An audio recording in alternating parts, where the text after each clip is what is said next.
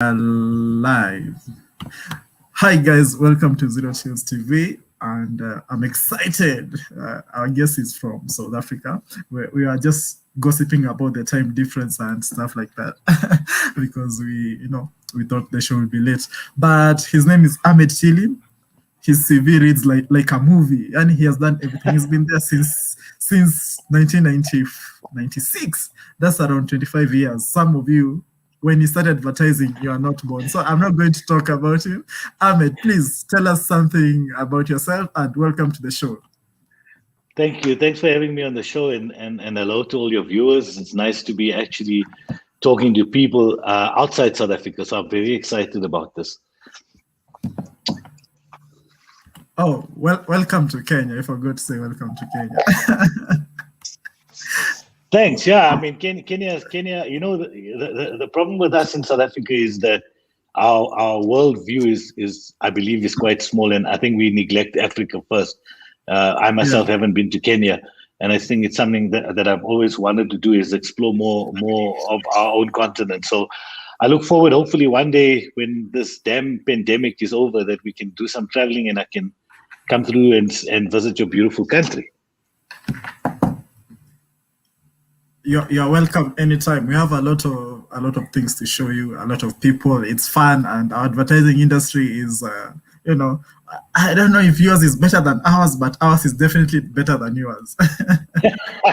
Well, that's good. That's good to know. I mean, that's ours. I'm quite intrigued. I'm quite interested in what the advertising industry or the creative industries in your country are like. So I'm fascinated about it. I know very little about it, I must admit. But I'm keen to know more about it, what it's like compared to the South African industry that I've only been exposed to, really. So I look forward to learning more about the advertising industry in Kenya. Okay, interesting. Now, Ahmed, you've been around for a long time, especially in this industry of advertising, and 25 years is not a joke. Especially the modern millennial, whom is a major target for this show today. We are not particularly enthused by staying in one place for so long. How have you been able to, just withstand all the industry changes to be able to make it 25 years in the industry and counting? The answer to that is actually very simple. Is I really love what I do. I loved it when I got into it. When I studied it, I fell in love with the advertising industry. And not just the industry, but also the advertising as a career, and I still love it. And someone asked me the other day, and I said, I've had moments where I've hated it a lot, and a lot more moments that I loved it, but it's never been in between. And when you love something, you don't realize that 25 years have gone by. Honestly, I know I sound like one of those old people who say it was only yesterday that I started. But it's true. It's like it was only yesterday I started, and I look again, and I'm still having fun. I'm learning as much as I'm learning now, as much as I did back when I started out. So that's really kept me young, kept me young at heart, and kept me a student of life through advertising. And that's why, 25 years. I did think about doing other things, but I always came back to this love that I have for advertising. I don't think it'll ever leave me. What has changed between now and from the time that you started and now? What is different from advertising then and advertising now? Because for myself, I've been in advertising for the last 4 years. Before that, I used to just to see adverts and I'll be like, this message is not hitting home. And now when I joined, I got to learn the intricacies of the industry a little bit. I'm still learning, but I'd like to know from when you started and now, what is different? And is it a better time to be an advertiser right now or when back in the past? I get asked this question a lot, and I'm going to start off by telling you what hasn't changed. And what hasn't changed is the power to tell a story. That's what we are. We're storytellers, and don't let anyone discourage you from that. I mean, yes, we're salespeople and we've got to sell brands and we've got to sell product and services, and that's the stories we tell, but we're still storytellers and makers of stories, and that hasn't changed. And the big idea has certainly not changed. It's that important to crack an idea that is big enough for longevity and for interest. So that's the one thing that I think will never change. What has what has changed over the years, obviously a lot has changed. We all know, and it almost feels embarrassed talking about it. But when you're in an industry for 25 years, you can talk about the change, pre digital era, so to speak, and now that's obviously changed everything. And I'm really glad that it did, because initially when it started becoming a thing, it was quite a scary place, because it was a world that no one understood. It was all new to all of us, and it moved really fast. And the things that you had learned, you thought, well, does that still apply? But what you realize quickly is that the advent of digital technologies and platforms, has just made it, like sort of broadened our horizons completely. We can do almost anything, and it's reinvigorated advertising, because now you've got to do things differently. You have more tools to play with. You have more platforms. It's more challenging. You've got people. You've got to find people in different places. But again, just to go back to one thing, fundamentally, our job is to stop people in their tracks, is to offer them a message and to inspire them, or to evoke them somehow, and then most importantly, persuade or convince them, to change their opinion about something, or to purchase something, or to try something. And that for me is something that will never change. It's something that is as challenging now as it was back then. So yeah, I think a lot's changed and nothing has changed at all.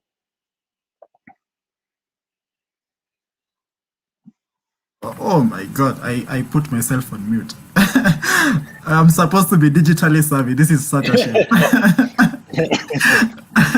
Now, Ahmed, there's something that you said about fundamentally our job is to stop people in their tracks and convert them.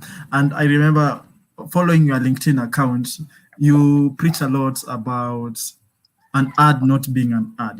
People are spending more. If you spend your time more and more making your ad look less and less like an ad, then you'll be able to persuade people. I want to know where that sort of thinking comes from, because myself, I know I work in this industry, but I have so many ad blockers. Like it's hypocrisy basically. Yeah, and so do I. I mean, here's the truth: nobody loves advertising except ad people and clients. Nobody Yes. loves advertising. In fact, people hate advertising that much that they'll block it and try and avoid it as much as they can. And I think that hasn't changed. You used to, back in the day when television was the main medium, or radio, whatever. The ad break was obviously the time when you got up and went for a loo break, or got yourself a cup of tea, or whatever it is, and you avoided it. And that's what made us work that much harder to stop people in their tracks. And that's why I preach about it. I think it's critical. You remember one thing is advertising. Like I said, firstly, people hate it. Secondly, what you're doing is interrupting whatever they're seeking out and whatever they're viewing. So whether you're on YouTube and you've specifically typed in a search for whatever it is, soccer or anything, movies, whatever it is, that's what you choose to do, and an ad comes in, it'll always be an interruption. And that's why we've got to work that much harder to stop people in their tracks, but also to entertain them, right? So a lot of clients have this problem, and they go like, we're not here to entertain, but actually without the entertainment value, you're not going to be able to get people to pay attention long enough to at least listen to your message. So, the media that we in, the platforms that we in, are there for either information or entertainment. And usually, whether you're scrolling down your Instagram page, or you're on YouTube, or you're watching television, you're looking there you're there for an entertainment purpose. And someone comes in and gives you an educational thing, you're going to resist it. So yeah, I believe that it's critical. It's a basic thing. It's always been there. As a theory of advertising is attention first. You have to gain people to get their attention first, and then keep that attention, turn it into interest, and then into desire, and then into action. That's the old formula, and I don't think that changes. I think it's also our responsibility. Otherwise, we're actually filling the airwaves, so to speak, with pollution, with things that nobody wants, and that's why we've got ad blockers. So that's the first point I wanted to make. It's more important than ever before, and I think I preach mainly to clients to explain to them how important it is, that there's entertainment value in it. Whatever it is, it needs to be thought provoking, or it's got to be provocative or evocative in some way, which is entertainment. The second thing, that particular post that I put up, which was about people are trying to avoid ads, and here you are trying to make your ad look more like an ad. The world's gone through such a evolution over time, where um, anything that's inauthentic, is just rejected. And so, you try and portray as much authentism in the work, because that's what people are interested in, human stories. And if you look at the advent of reality TV, where it's raw and it's real, that's the stuff that people are drawn to. So, I mean, I use that particular one to make one point, but I believe when it comes to advertising, either you've got to be very insightful and very authentic in your reflection of people and make it that real, or go fantasy completely and create a piece of entertainment that people, were not expecting to see. But go on either extreme. Don't find yourself somewhere in the middle of something that's real but not quite. And I think when people sense an ad, that's when you go, now's the time to go to the bathroom, where something that feels a lot more interesting, of human interest, or something fantastical, it's gonna steal 2 more seconds of your time just to see whether you like it. So that was the point I was making, is that when marketers create ads and put in a lot of information into it that starts making it an ad, people are actually less interested. So we got to work that much harder to get their attention. That was essentially the point I was making. Okay, yeah, I hear you, which is quite interesting, because it reminded me of something that it's an issue that we've been discussing with a few people, where, like you said, authenticity, and audiences nowadays, or the community that advertisers are building, are such that I'm 27 years old right now and you're 46. Maybe traditionally we'd have, those LSMs and all those lists of people, a 27-year-old lives here, does this, and does this. But in the modern world of today, you'd find that your interests, Ahmed, and mine are almost similar. You almost like the same things that I like, and vice versa. So where is the middle ground between finding that authentic story that cuts across? Because you also understand that it's a very niche market that you're targeting. So where do you find that authenticity and that line where what I believe in and what Ahmed believes in, it brings us together, and you have a willing audience that is ready to buy into your product? It's a very interesting question, because the old models were LSMs or whatever, SEMs, whatever you want to call it, excuse me, where it concentrated on the demographic of people. Age was one of them, race was another one. And I think actually connecting this to the digital technologies and the platforms that we're on, what it does often is attracts like-minded people. So I'll give an example. If you look at the Black Lives Matter movement, can you say that's aimed at millennials? There are so many people across the board, for example, that are interested in that. So they have a common interest at heart. They have a common ideal. And I think that's the thing you need to find to be able to tap into.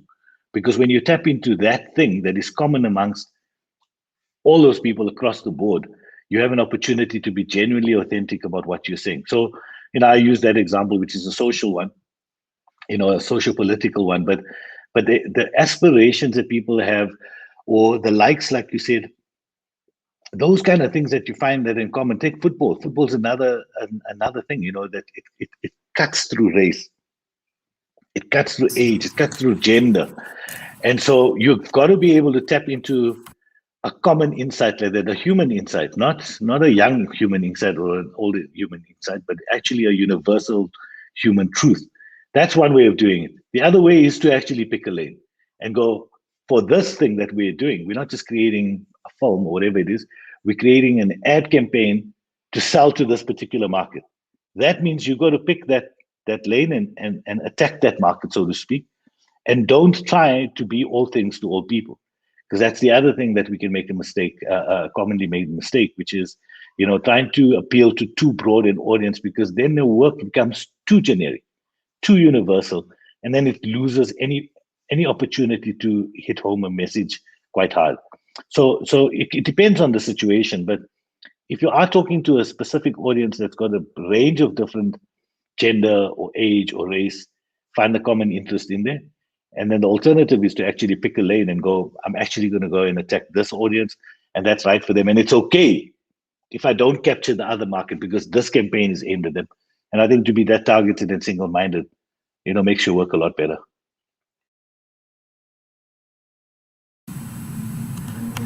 Yes. Now, would you say that, say, for instance, excuse me, having worked in the South African market and you are brought into this Kenyan market as Ahmed, maybe to head a certain organization, and your own experiences working from that South African market. Maybe you want to borrow the insights that you got from there. I know it's far-fetched and it's wrong because you should do your research and, from the Kenyan market. But as a creative director, there are things that you see in SA or that when you bring here, maybe they work. Basically, the question I'm asking, how much of ourselves influences the advertising that we create? You as a person, as a creative director, how much of yourself do you put into your work that influences the advertising that you put out there? Eddie, that's a great question. That's an amazing question. I'll tell you why. In the situation that you mentioned, or the scenario that you kind of painted there, if I were to come into a Kenyan market, I wouldn't be that arrogant to assume I know what the Kenyan market wants or needs, even if I believe there's certain things that have had human insight.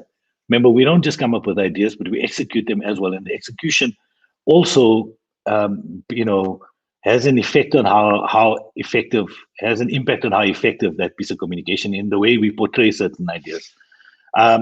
So I would absolutely lean on people who are from there. So I think you've got to put a lot of yourself into it. Bringing it back to the South African perspective, South African market. If you look at the South African scene, you've got a demographic in South Africa where it's 80 to 85% Black South Africans, Black African South Africans. And you've got other minorities in the group. So your bulk of your consumer is Black African, right? I'm not Black African. So I can only be, that effective. What I have done in my career is I've leaned on people, and I made sure that I've hired people that reflect the consumer base, target market. And we've got some of the most amazing talent that I've worked with that understand that market, that have lived experiences from that market, who grew up in those areas and understand the nuances of that audience that you're talking to. And that's where we found great success. Secondly, what I did often is default to the opinion of younger creatives, more junior to me, on their opinion of what will work in that audience. I think that is critical, is that we cannot be that arrogant to assume we know our target market better than the target market itself. And so as a principle, what I've always done is I've always tried to hire people who are reflective of the audience. And that was very necessary in the South African situation, because in South Africa, as you know, historically, things were dominated by white people in our industry. And to some degree, it still is. And when I started Black River FC, I made sure that I broke that, and made sure that the agency walls were always, contained people in there that were reflective of the audience, were predominantly Black, and 50% women actually in Black River. And that way you have a very balanced perspective and a far more accurate view on what is right for the audience, both tonally and factually, and insights, nuances, even conceptually. So I think the answer to your question, long version, can I give you the short, is that you have to put yourself into it. You have to put a lot of yourself into it. And the most effective, I'm not saying someone who's not from the target market can't do the job, but I believe that people within that target market of a similar demographic will do the job better and get it right. And I think that's the way you should hire people in your organization, to be able to do that. There's more empathy. More empathy. Which lends to my next question about, okay, fine, you've talked about hiring young people, which is a good thing. The youth need jobs. By the Africa, we have a lot of youth people, and we need to get hired. Shout Yes. out.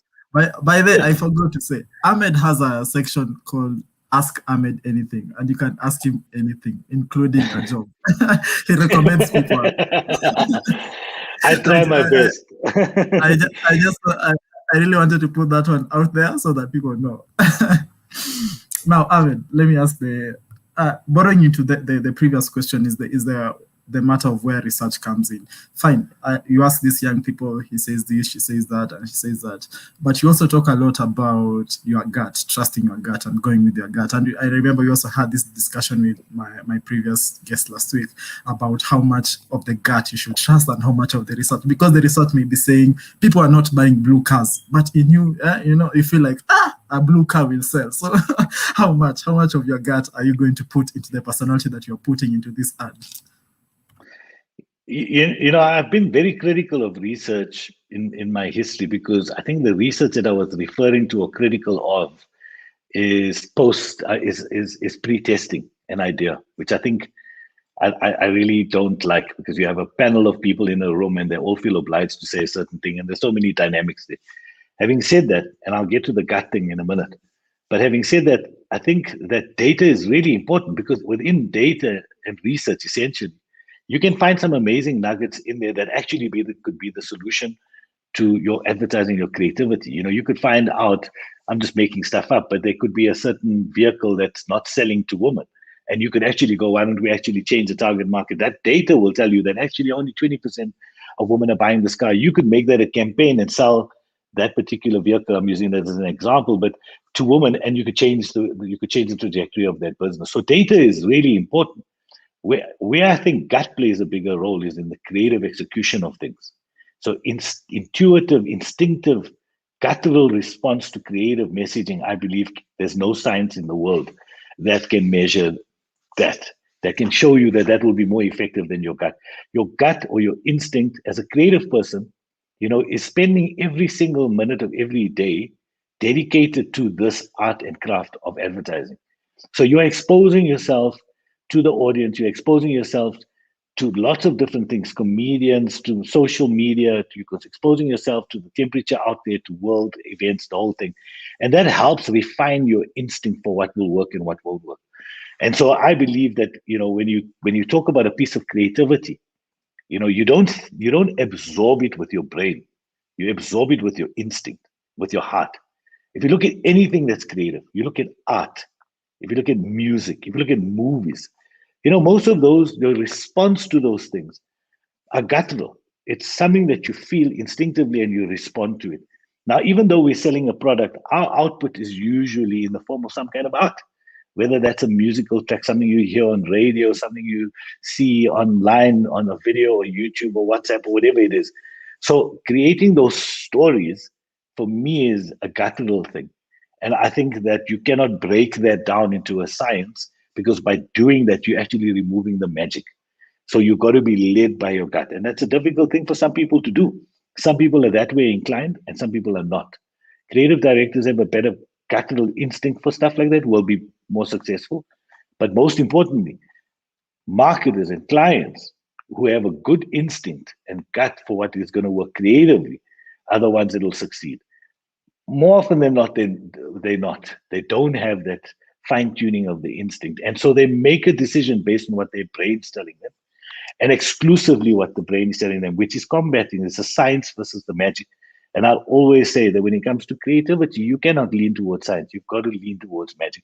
That's why I'm always banging on about following your instinct. The creative instinct is far more powerful than the business or the brain of the science behind it, and using your mental capability to break things down. And I'll take that forever. Take it to my grave, because I believe that. Yeah, but then again, magic. When you say magic, magic is such is it a broad term? Which, So if I may add, okay, go no, on, no, go go on. ahead. No. Please continue. Please Oh, finish. I wanted to ask now. Then, can this magic be taught? Because you see, from the magicians that I know from the streets, they can pass on their skills. I don't know if in advertising you can pass this magic, or it's something that you are born in innately. Because, like you said, some people believe that advertising is an art, and there's a school of thought where it comes from, where it's a science. But I believe it's a combination of both. Now, can you teach this magic, or where does this magic come from? My personal belief is you've got to be born with the talent to be able to write and imagine. Right? I think you can teach someone to be better, but I don't think you can teach someone to be creative. And yes, everyone is creative in their own way, but I'm talking about in our industry. I think that there are some people who have a natural inclination and talent towards being good at this. Anyone can be creative, but how many people out there can be good creatives in our business? And those people who are strong conceptually, who are really powerful conceptually, they have a gift. So I think you can teach some people to be better, but some people, you can teach them as much as they want, they won't be good. And that's a very difficult conversation to have with someone. It's not something I like to tell anyone, because I don't think you can be that judgmental about anyone, because you never know. But I've had great experience in seeing good, natural, raw talent become amazing just by giving it attention and information and education and opportunities and learning. So you can teach someone good to be great. But I don't believe you can teach someone who can't do it to do it well. It's not, in my opinion, not possible. That's really honest for you to say. You know, like people are afraid of saying that. You know, there's a book I was reading. There's a book I was reading by George Lewis where it's exactly for people with talent. It's good advice for people. And George Lewis is one of the best people to read about when it comes to the stuff, because he never minced his words. He was great at what he did, and he cut the bullshit. You know, so I love this honesty.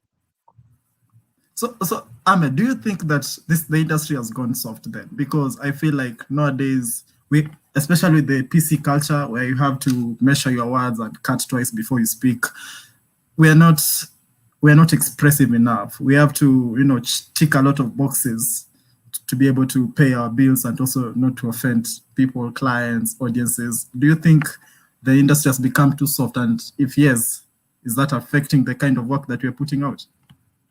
Absolutely. I think, you know, the interesting thing about Twitter, I was on Twitter when it started out, and I've just watched it evolve over time. And now it's just like the place that you get canceled. You know, it's the place where haters will be on you like within seconds. Have you been cancelled? Have you been cancelled yet? Not yet. But it's inevitable, because I think that's how sensitive social media is, you know. So I think, yes, the industry has gone soft because the world's gone soft, but I think the world's also become more respectful, which is a good thing. And in our industry also, the industry has become more respectful of people, and I think that's the positive thing. You know, I grew up in an industry where creative directors, you know, would belittle you in front of other people because, you know, you weren't there yet. Whereas creative directors now, you know, are far more nurturing of their creative talent. And I think that's a positive thing. In terms of the work that we produce, yes, I believe that's gone soft because everyone is too afraid. And the biggest problem is, you know, everyone's afraid of failure, right? We know that it's not just a cliche. And instead of everyone striving to be successful, people are more afraid to fail. And that's the problem. So as a result of that, clients are not willing to be brave because they rather maintain a status quo than go for a high risk, high reward thing. And that's sort of trickled down. Agencies are afraid to lose their clients. So they're not challenging clients and telling clients what is right for them. As opposed to what they're actually telling clients is what clients want to hear. You know, one of those things that you said on LinkedIn, one of the first posts I made is, you know, my wish for 2021 is that people stop making ads for our clients and rather make ads for their clients. Yes. And that's essentially the point. Like, we are making ads so that we, you know, get the client to not be offended with us or by us.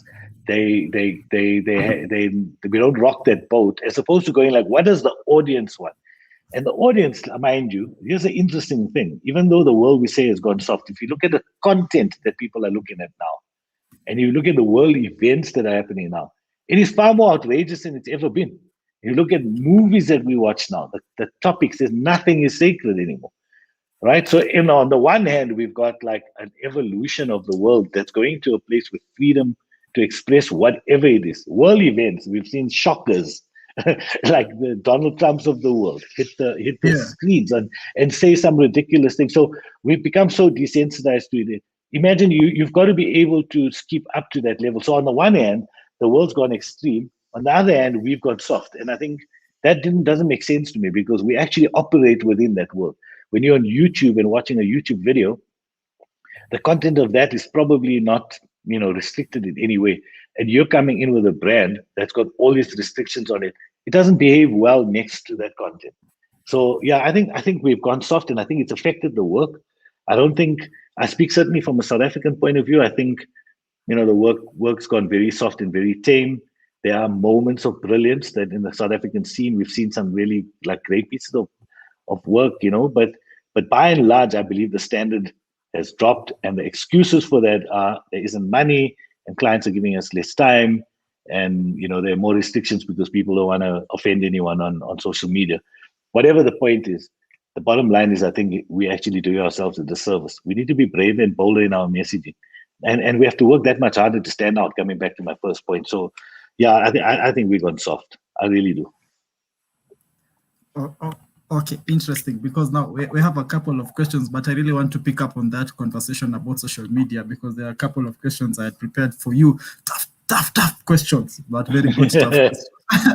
Now, Johnny is asking, Johnny was asking, what is your biggest advertising weakness? I don't know what that means. Maybe you could share. My personal advertising weakness. I mean, I think I'm not good at the detail. I don't know if that answers your question, Johnny. I'm not really good at the detail. I've always been really good conceptually and strategically overarching thing. And what I've realized is that when I get down to the executional stages of all the minutia of creating a piece of content or whatever it is, I've learned now to not look at it as a weakness of mine, but rather I've given it the responsibility over to people who are really good at that. So, I'm a writer by trade. Like that's how my craft is. But I know that there are other writers who worked under me who are far better copywriters than I am. And so what I've done is I've gone, okay, cool. You're a better writer than I can ever be. I want you to write this particular piece up or this idea up. So that's one of my weaknesses. Other weakness, advertising weakness as the creative director, is I can be too soft.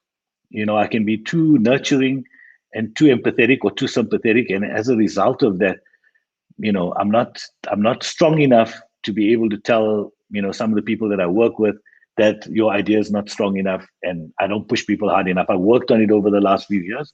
I'm getting better at it, but it's been one of my weaknesses of being too soft a personality, as opposed to being a stronger person, demanding better work, demanding better execution, insisting on excellence. And I've learned to do that to some degree, but it's an ongoing lesson. And I think that's the thing that you've talked about. You may not be the best writer in the room, but you're good at the strategy and the overarching idea of, this is where I want to go. I remember this quote that I read somewhere, he who knows, he who knows how always has a job, and he who knows why is always the boss. So probably all the whys, why you should do this, and maybe I know the how. But there's that thing about, which will lead into this question, where people are moving towards the in-market, the in-house agencies, or rather people are moving away from the agency life and maybe setting up consultancies and, just becoming a gun for hire or a consultant, or basically moving away from the agency model and into private practice. And for most people, maybe they know the craft, but they don't know the business. And it's a thing that we ask ourselves a lot as young people, when is the right time? I know this depends a lot on many factors, like where you are in your life, but, when do you tell that it's the right time? I can, branch off, because for you, you've been here for 25 years. I'm sure you couldn't just have moved when you are 3 years into advertising. So when is the right time? When do you think now it's time to become a small fish in a big pond? Sure, I've got very strong opinions on this, because I think young people jump too soon, and especially millennials. And it's not to say that you shouldn't pursue your dreams, but I think there's so much you learn in your first 5 years of in advertising, and that place that you learn, the university for that advertising craft, sits in good agencies. I believe that. I maintain that very strongly, and so I feel like you could go to college and be a student in whatever, in design or whatever it is, and you could make it on your own. But the amount of stuff you learn in your first week in a real agency, I dare say, is more than what you learned at 3 years at university or at a school. So my advice is, go, and not just any agency. You've got to try as hard as you can to get into the top agencies. They're top agencies for a reason. They have it's in the walls, it's in the DNA of those agencies to deliver a certain quality of work. And the how, as you said, is learned there. and the who. So you're surrounded by people who are, top of their game. So I believe, and I'm not going to put a number of years there, but I believe your fundamental first 5 years, you should be viewing it as an extension of your studies in a real agency, because the business of the business is what you don't know. One, two, to understand the craft, you think you know it, but you'll learn so much more. And you ask anyone who's a student to show you their student portfolio compared to their portfolio after 2 years of advertising, and you'll see that they're completely different. So it's critical.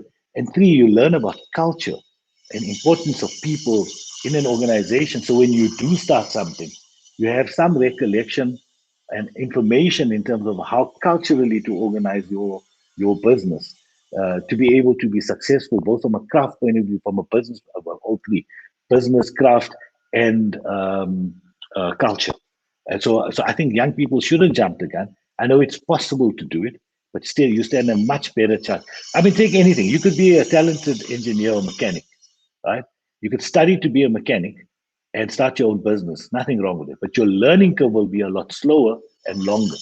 Go to a mechanic who works for BMW or Mercedes-Benz for 5 years. And I can assure you that that mechanic is a better mechanic in 5 years than the mechanic who decided to go straight from school into his own business. Same thing, same thing. Those are great insights. It makes so if you're a young person and you want to jump the gun, please, I hope you've learned something today. We're not trying to scare you. We're just saying learn something first before you jump the gun. No, Now, we actually, if I can just jump in there, because I'm passionate about young people. I really love yes, seeing young yes, people grow. It's yeah, setting you up for success. So yes, so I'm not making a claim for people to go into an ad agency or whatever design company, whatever you want to call it, and stay there yeah, forever. I think that yeah, world's changed. I think that yes, young people today want to do lots of things. They want to do lots of different things at the same time. They don't want to get bored, and they want to control their destiny. So I buy that. I love that, because I think if you look at the continental version of that, in Africa, we need lots of entrepreneurs starting own businesses for employment and the rest of it. So I encourage it. I'm just saying that I want to set you up for success versus setting you up for a struggle for the next 10 years after you've joined. And it's very difficult to go back and learn things or unlearn, the bad habits that you've picked up on your own. So that's all I'm saying. I'm saying you'll make it, like young people who come out of college or varsity or studying, whatever it is, or self-taught. From that point, for you to have a successful business, you need to learn how successful businesses work. And there's no better way than to be in a successful business, to learn all the tricks of the trade, and then go out and start your own thing by all means, whether that takes 5 years or 10 years or 2 years. But go in there and learn as much as you can. And by the way, you can learn different things from different agencies. So you can go into one agency and learn something that they're strong at, and you can move to another agency to learn. And if your ambition is to have your own business, you'll know the things you need to learn. Go and find the information. You get paid to learn because you're working for them, you're getting paid for them, and you're learning at the same time, and set yourself up for success. amazing insights, Ahmed. There's something I want to ask you about learning and unlearning, but let's handle Tabitha's questions first. She's asking, when it comes to portfolio, we are advised to highlight one skill, but I feel if one does that, one might miss getting hired because the industry is looking for multi-skilled people. Forgive me for laughing. What's your advice? Tabitha, that's quite a relevant question, because I think when you asked earlier about how the advertising industry has changed over 25 years, I think that's one of the big differences, is that back then you had one skill and you focused on that skill. And now, they're looking, like Tabitha says, looking for multi-skilled people. I think, I'm just applying common sense here. The problem with multi-skills, if you're jack of all trades, master of none. So you could be a generalist and know lots of different things. But if you're not excelling in one of them, it doesn't make you marketable either. So whilst you can do one or two things or several different skills, I still believe that you need to show a higher level of skill in one or two of those things, or one. And so don't be a generalist where you do everything okay. You can do lots of things okay, but at least be able to do one or two things really good. And so you've got to focus on those things. Otherwise, similarly, you won't be able to be employed. I look at portfolios and I'll scan through them really quickly, very quickly at the first time I scan through them. And if it looks ordinary or like something I've seen before, or it looks student-like or amateur, it's gone. So everything needs to look amazing. But then within that, you've got to go that my forte is writing, have a read through this, or my forte is graphic design or illustration or video production, whatever it is. You've got to have a certain skill that you believe is better than everyone else's, and you've got to highlight those things.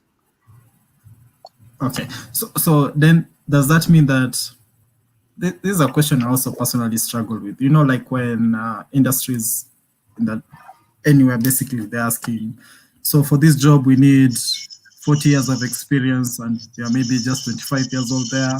We need a letter from the chief. We need your Twitter bio.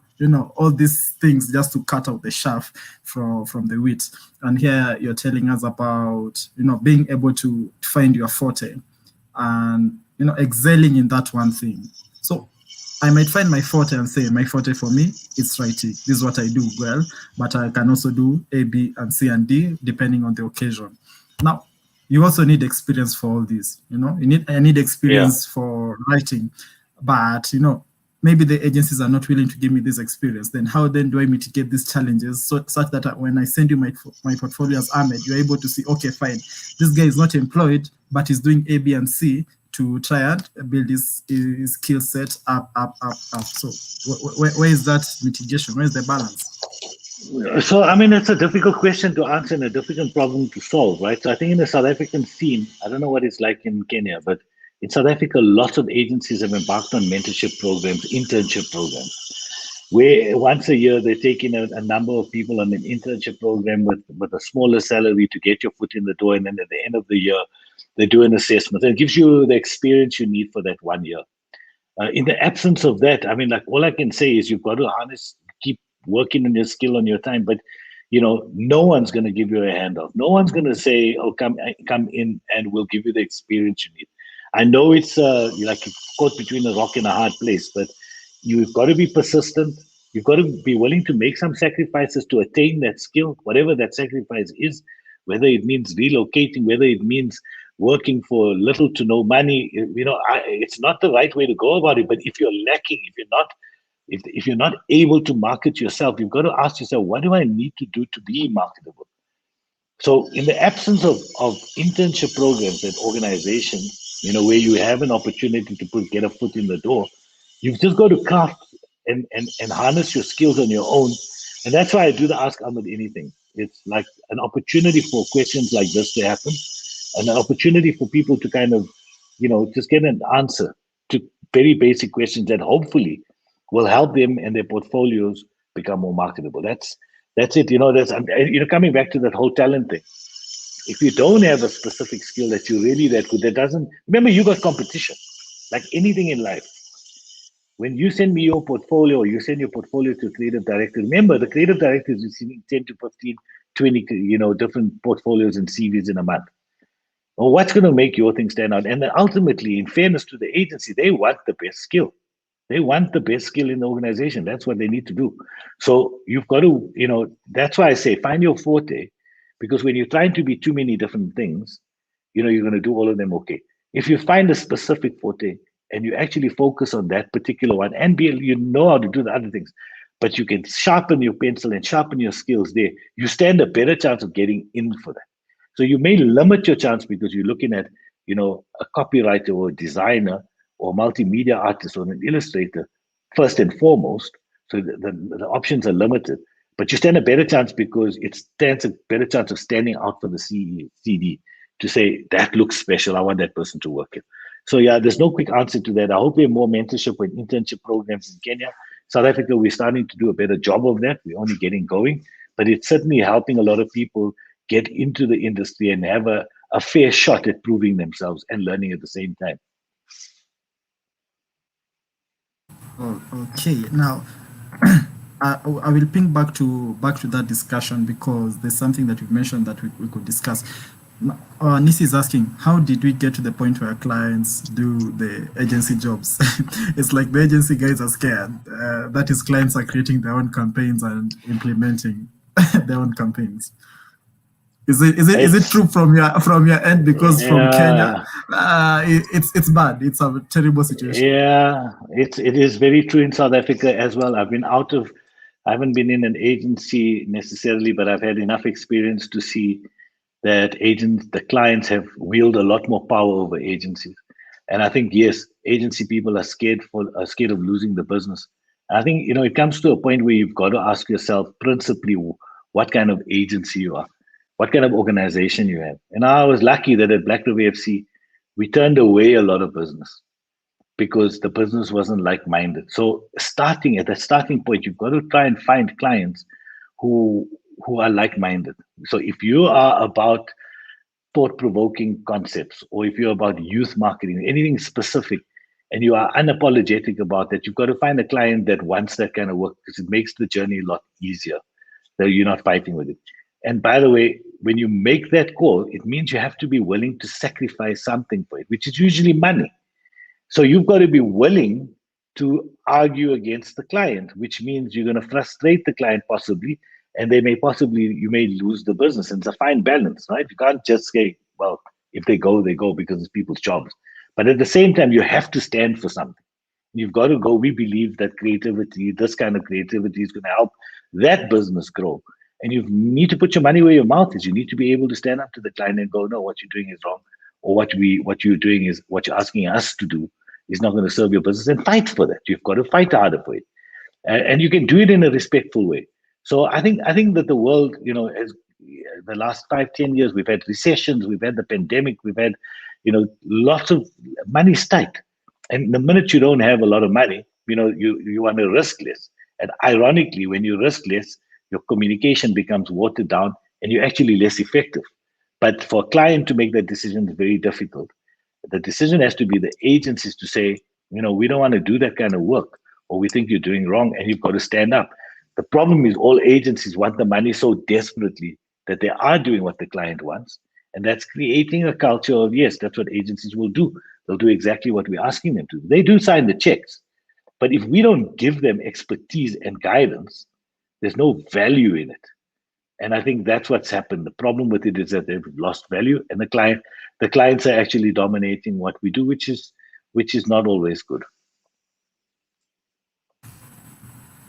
Speaking of expertise and value, let's jump to awards. I remember reading somewhere from one of your posts that actually it's from your profile where you're talking about the work that wins awards is not the work that sells, or something like that. And you for a judge, because I know you're a judge of many creative awards. I don't get the vibe that where you are big on awards. You are more on getting the job done and providing value, so to speak, back to the clients.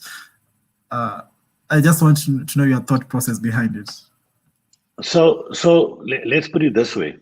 I'm a believer in creative work that stands out, right? So I don't believe anything can work out there if it doesn't have a point of difference and it doesn't have any emotive value in it, right? Usually that's the stuff that wins awards anyway. But the motivation for doing that work is that it works for the clients, not that it will win an award. And there's a difference. So I love participating in awards. I love winning awards. No one will not like it, and that's why. And I think that awards help raise the bar. So it makes us all competitive and do better because we're chasing the fame of an award. So like in anything, it's a motivator to do better work. However, it shouldn't be the motivation for what you do. And I think when it is the motivation for what you do, or a reflection for you of how good you are is how many awards you win, what you tend to do is you cheat to win those awards. And that I don't buy into. So I don't like doing work bespoke or created specifically for awards panels because I don't believe that's what we are. We are supposed to serve the end user. But I do believe that great creativity sells.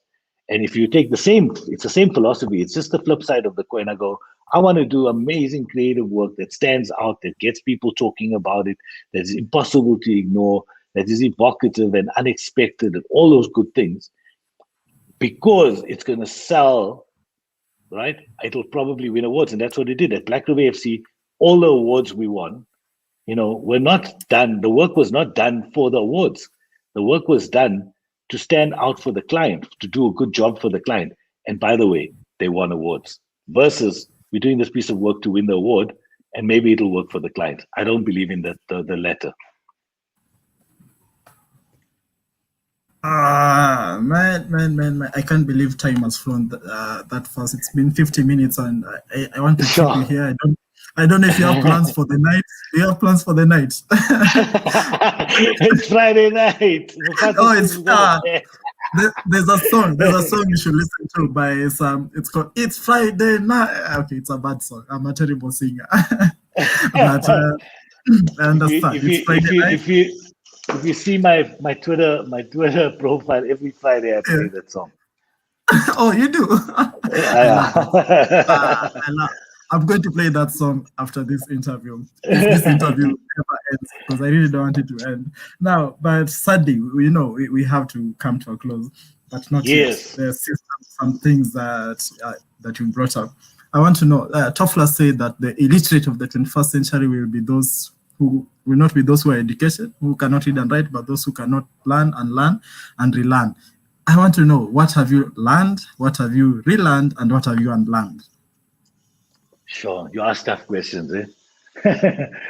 I'm still learning, so I think that's the gist of it. Is that every day, and that's not something I just say. I just like constantly learn and constantly unlearn things that I thought were right, where it may not work now. So I mean, I learned. I learned how to write for advertising. That's the first thing I learned. What I had to unlearn is all the things that stop me from creating better work. And those are biases, those are assumptions that I have about people. So I've had to unlearn a lot of things about the people that we serve, right? That for me is a constant thing. And then most recently, I've had to relearn that how powerful an idea is, and that digital, that is not about the absence of a great idea. In fact, if anything, it's as important. So I learned how to craft an idea. I unlearned some of the biases on people and societies and ways of doing things. And I've had to relearn the power of a great idea, because somewhere along the line, I was not confused, but I kind of led myself to believe that digital is a different thing to a big idea, and it's not. That's been the biggest lesson for me, is the relearning of the power of a great idea, and that's the same as it always has been, an insight that leads to great idea. So yeah, there's been a lot of learning, and I might change my mind tomorrow because I'm learning every day. Yes. Only a fool does not change his mind. And you are not a fool. You don't look like a fool. You've said something about digital, and I'm glad you brought it up, because I'd like us now to head into the digital space just a bit and talk about social media managers. It's a big job here in the country, and I'm sure as it is, it's something that is picking up all over the world. But are social media managers the next CMOs, chief marketing officers? Because if you've noticed, most of these social media guys are able to do everything, or rather they're required to do everything. They're copywriters, they're graphic designers, they're community managers, they're analysts. They're doing everything that traditionally those are like 4 career jobs there inside that one person is able to do, as well as becoming the communication mouthpiece for the organization that they're working for.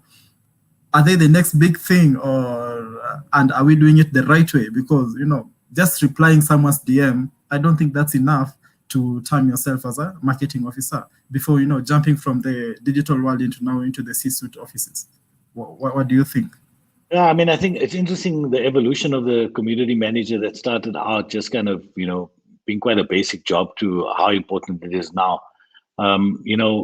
In South Africa, the Nando's social media community manager is probably one of the best managers because they exactly as you're saying, they're brilliant copywriters, but they're good marketers because they have to understand the audience.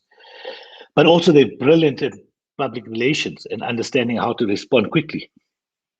And it's kind of demonstrated, you know, how important a good community manager is. Uh, or the flip side of it, how important a good community manager is highlighted by a bad one. But it's definitely a role that's growing that requires someone really, really smart. Whether or not you can deem them the next sort of C-suite person, I'm not sure. I don't know. I don't know how that's going to work out or pan out.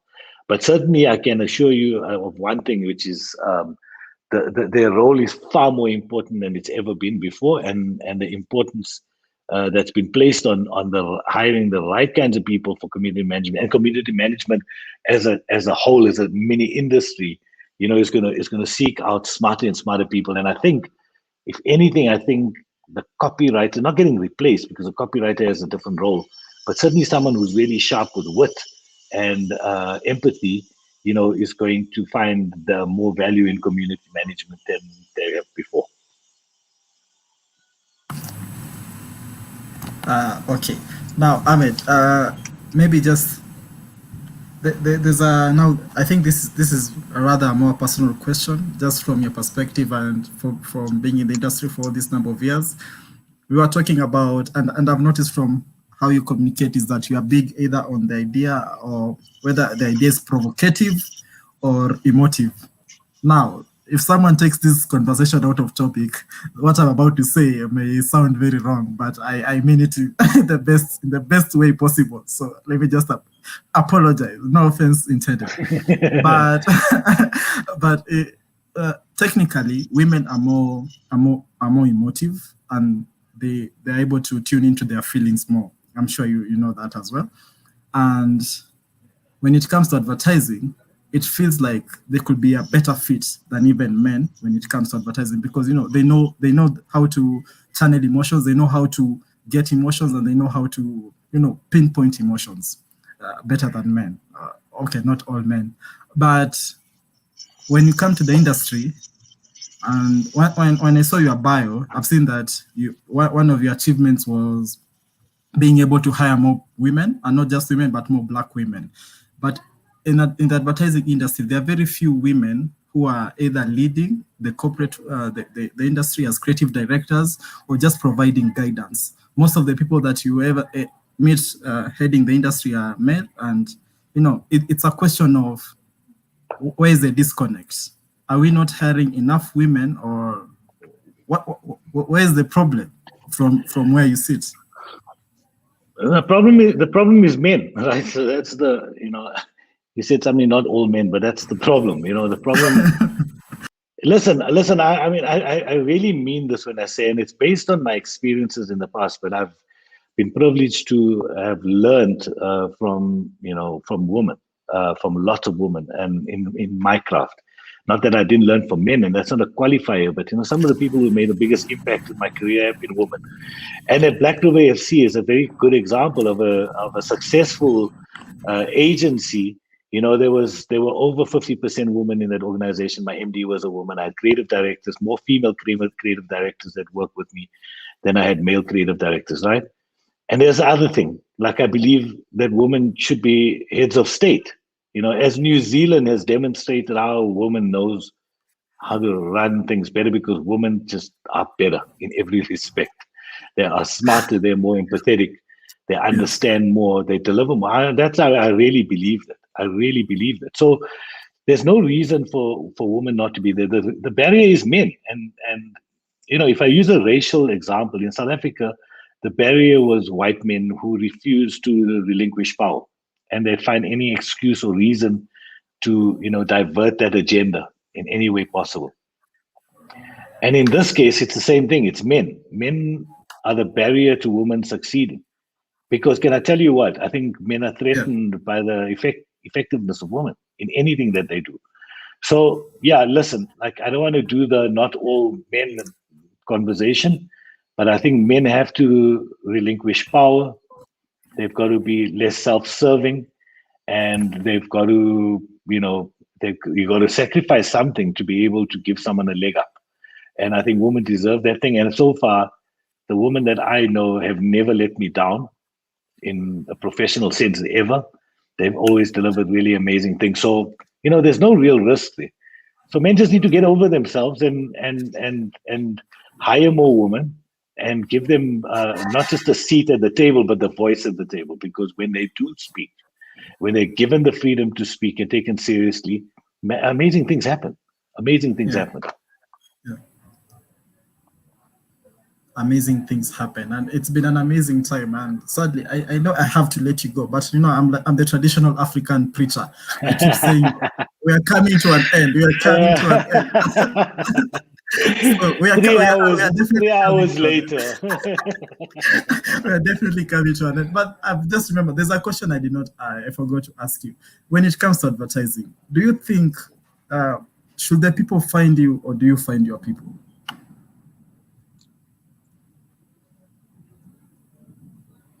I think, look, I'm looking at my, I think initially you've got to find your people. So Yes. the learning curve, I think, I have young people asking me, I'm trying to get a job, I can't get in. And I say, no matter how desperate it is, don't get a job. Go and get a job at an agency where you respect someone and you can learn from someone. So I think in the beginning, you've got to find your people, right? And once you find your people, I think, and you grow into a point where you are sure about who you are and stand for something. When you stand for something, and people see that, people will find you. So I think that's the curve. You go out and look for your people to build you, and then once you've built yourself, people will find you. I found that at Black River FC, to get to that point when we started Black River FC, there were so many people that built me up. I went to FCB. There was a man called Nkwenkwe Nkomo who hired me. Was the first black CD in South Africa, who spent time in Robben Island, and a great writer.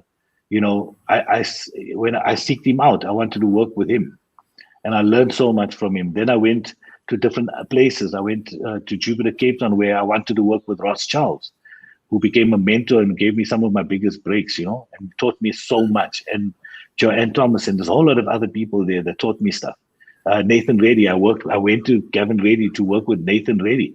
He's one of the most accomplished creatives in the country. So I found those people. I went looking for them, and they helped mold who I am. And when I discovered who I was, I had the great opportunity of expressing myself at Black River FC, and Black River FC then became a thing that other people found a similar interest in, and then attracted them to me. And then people found me and found Black River FC, and it served me really well. Amazing. So find your people, then they will find you. But look for an agency where you can work and people you can respect. Now, before I let you go, please, can I know you got another question. I just want to emphasize that for the young people who are looking. Okay, please go ahead. Yeah, please, as advice, try really hard to research the agencies and the people that you want to work for, the people that you want to learn from. Do not I know it's difficult, I know you need a job, but do not just take a job because it's a job. If you want to set yourself up for a long career, be very specific and be persistent. Persevere to try and get into that place or that particular one, so that you set yourself up for success in the future. Too many people get into the wrong agency, and then it looks bad on their CVs and they can't get out. And they start moving from one bad agency to another bad agency. When I say bad agency, I mean agencies that don't deliver great work, number one, or agencies that have a bad working culture, where it's abusive towards people, where you work long hours. You don't want that stuff. And then you can't get out of that. So research your agencies, research the people who are working at that agencies. And when you are trying to inquire there's nothing wrong with saying, I want to work at this agency, but more specifically, I want to work with you. I want to learn from you. And that goes a long way in terms of a different approach to every other CV that comes in. Put a cover letter there. Research the creative director. You did this piece of work that inspired me. You did that piece of work that I thought was brilliant, and I didn't know how to do that. I would like to work. under you so that I can learn the things that you know. I'm inspired by you and your agency. That stands a much better chance of getting to the top of the pile of CVs than just taking a job. So I can't stress that enough. Too many people make that mistake. I think I agree with Nisi when you say that is one cool piece of advice. I totally agree, because if I add anything more to it, I'll just be subtracting. Now, before I actually let you go, you've been a creative consultant and a creative director since 2003, and your job involves asking the right questions. Yes. And asking a lot of questions. Yes, good. Now ask me a question. When are you inviting me to Kenya to come and see you in Kenya and learn about all the Kenyan advertising people, creative people, the cultures, the art, the music, all of that stuff? That's what I want to know. That depends. When are you free? As soon as they open those flights, I'm on one. As soon as they open the flights, remind me, and I'll call you. You can stay in my condo. I do have a question. You interview a fair amount of people, Yes. and South Africans. Yeah. What is the Kenyan view on South African advertising and creativity? What is the positive view or negative view? What is the honest view of Kenya looking into South Africa? Because South Africans have a very arrogant view of themselves. So we always believe that we're doing better than anyone on the continent, and I think that perception's getting changed very fast, which is a really good thing. But I'd love to know what the Kenyan view is of South African industry. Well. Now that you're putting me on the spot, let me see. I have to be careful about what I say. My visa. No, you don't. Okay. In the spirit of George Lewis, speak your mind. You want me to speak my mind? Okay. Personally, I like. If I were asked to choose between Kenya and SA, I'd choose SA for film only. Because I feel like your film has more impetus and has more purpose and direction compared to the films in Kenya. But when it comes to advertising, I feel like Kenya does more in terms of more work ethic, but you guys are also good with awards. But I don't see the market in SA as pretty cosmopolitan, in as much as, because from what I've learned or from what I've seen, it's either not to go into a race perspective, but it's either black or white, and there's that distinct, there's that line where if you're marketing to the white, to the rich people, and the few black rich people, and then there's the other half, or the other majority, which is the less income people. So there's that divide that I feel misses a lot in your advertising. I don't get to see a lot of your advertising compared to the number of Kenyan advertising that I see, because Kenya, I think we put out our work more. We try out more things. We are more aggressive. In SA, I feel, I've not been there yet, but from what I see online is that, apart from Nando's and a few other brands that I can mention offhand, I don't really know a lot of your brands and a lot of your work. I feel like it's more, it's more just put out the work there and get it done with. So that's my personal opinion. And I think Nisi has one. She's saying she's pro Kenya. I feel like the Kenyan space is so diverse and creative. South Africa has a strongly rooted culture, and Africanism is a creative execution, which is another point that I forgot to mention. I feel like maybe in SA, there's a lot of that, tagging at the emotions of black power, black magic, not black magic, but black power, black excellence per se, one of, marketing to a specific divide of people, which may not be a bad thing, but I don't think it's a good thing. Yeah, it's an interesting debate. We'll need another hour for that one, because we definitely I think as African people, we've got a lot to offer the world, and I think maybe South Africa has tapped into that. Maybe they didn't execute it well, but I love the fact that that we are starting to be proud of not just our Africanism, but also what we have to offer in terms of our arts and our culture and our music. And you're seeing, and it's like years and years of colonialism has made us believe that we're less than. So I think that advertising often, projects what we aspire to, and I think we're getting to a point where we going like, actually, we have a lot more to offer of a greater standard than the global standard, and the globe is starting to realize that there's so much inspiration coming out of Africa. So I believe that we need to take charge of delivering that amazing creative excellence, African creative excellence, before the globe appropriates it from us. I think that's quite an important continental objective that we need to go. Be proudly Nigerian in the music that you produce or the movies that you produce, in Kenyan, art and whatever it is. And so we need to be more expressive about that and be less global in our approach and definitely more African in it. That I do believe in. Yeah, you've mentioned about music, and I've just remembered how Kenyans every Friday, it's Friday night and we are going to listen to Amapiano. So I think on the music front, you guys are covered. Hey, Amapiano is the shit. Amapiano every time. In fact, I'm going to play Amapiano today. Good. It's time. It is time for Amapiano now. It's 4:45. It's time for Amapiano. Well, Rispa is saying the ads in the SA seem to market at an international platform. Kenyan ads are Kenyan. Yeah, they feel like I like that. We do have a lot of, we are very proud as Kenyans. So maybe South Africans learn something from us. Someone tell South Africa, we'll start that hashtag, Kenya versus SA, but in advertising.